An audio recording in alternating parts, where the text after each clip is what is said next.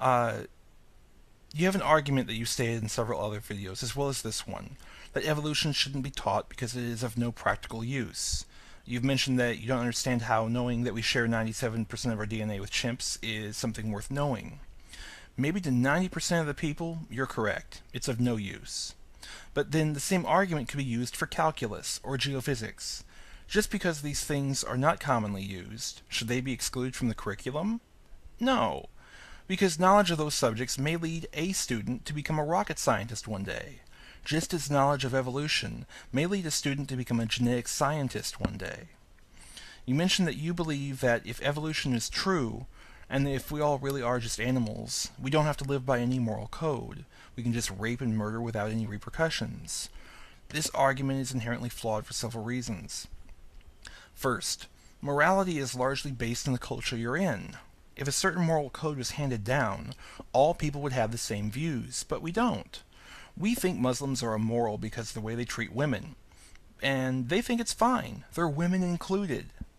There are people who think it's good to eat dogs and cats, and we think that's horrible.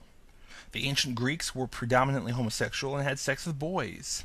It was part of their culture, and it was good and moral for them to live that way. What this shows is that morality is arbitrary and based solely on the society that you live in.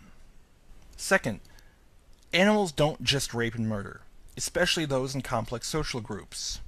Wolves, dogs, meerkats, chimps, and others have rules they live by that they're taught to them by their packmates. For instance, it's immoral among wolves for a beta wolf to mate with an alpha female. They know it. And when they decide to go against pack law, the alpha beats the crap out of them and expels them from the pack to die. That is morality in a non-human species, and it was not handed down by some great dog spirit. Complex social groups develop laws and rules to live by. It's part of evolution and adaptation. This example clearly shows that dogs and wolves and other animals are not just free to rape and murder. They don't live lawlessly.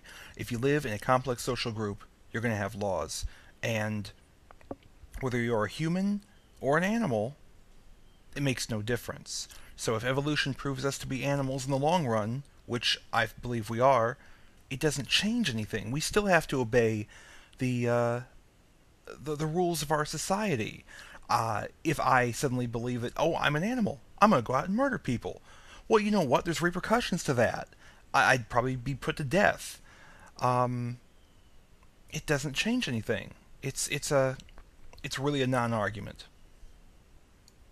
Finally, I'd like to state that I am a Christian. I believe in the Bible and its teachings, but I accept evolution based on the evidence that I have seen. I have never met Jesus, and I have no way of knowing whether he rose from the dead or not. There is no evidence to support that ever happening, but I accept it on faith. I don't accept evolution on faith. I have seen the fossils. I have seen transitional species both living and dead. I have seen the DNA work done on Neanderthals. I have seen a chicken grow crocodile teeth when a recessive gene was turned on. There is no reason for a chicken to have a tooth gene if it was created, but there sure is a reason for a chicken to have a tooth gene if it shares an ancestor that had teeth millions of years ago. I believe creationism is one of the worst things to happen to Christianity. Creationism is not a science. It is a way of charlatans to prey upon the faithful. They deliberately confuse facts, they misquote people, they spread disinformation, and make baseless claims in their fruitless attempts to find evidence to support their personal beliefs. If creationism was in any way legitimate, it would not focus solely on the Bible for its evidence, but instead pull from all the creation stories found in cultures across the globe. But where are the creationists when the Australian Aborigines talk about the dream time and how Ayers Rock is the oldest part of creation? Where are they when the Greeks told of the stories of the origin of spiders via the goddess Athena and the weaving contest? These people are not creationists. They are Biblists, because that is the only account they are trying to validate. They are not interested in adding any new information. They only want to support their own convictions at the cost of knowledge and understanding.